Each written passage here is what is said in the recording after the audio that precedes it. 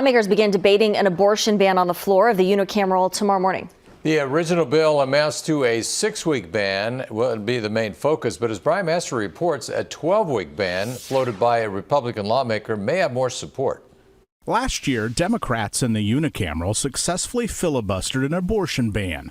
They promise a similar tactic this week.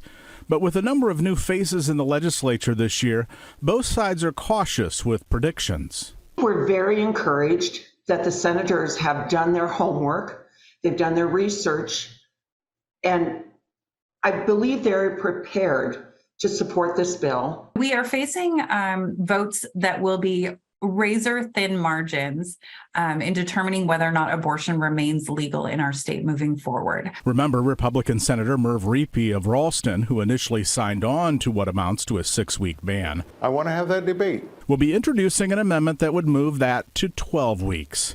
He says there are other Republican senators who believe 6 weeks is close to a total ban and are hesitant to go that far. We know that this is a sign that there's disagreement within the legislature around how extreme this Bill 626 actually is. I believe that Senator Reepe's intent was to just simply have a discussion about the 12-week ban, but it just doesn't save enough lives. The first round of debate, 8 hours of it, begins tomorrow.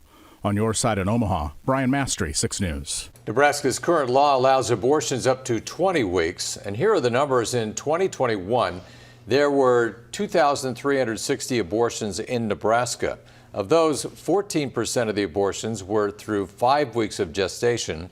That means 86% of abortions in Nebraska took place at 6 weeks and later. Majority of the abortions in the state, 1,787, were between 6 and 12 weeks. Supporters of Nebraska keeping the status quo of 20 weeks argue that many women don't even know they're pregnant at 6 weeks.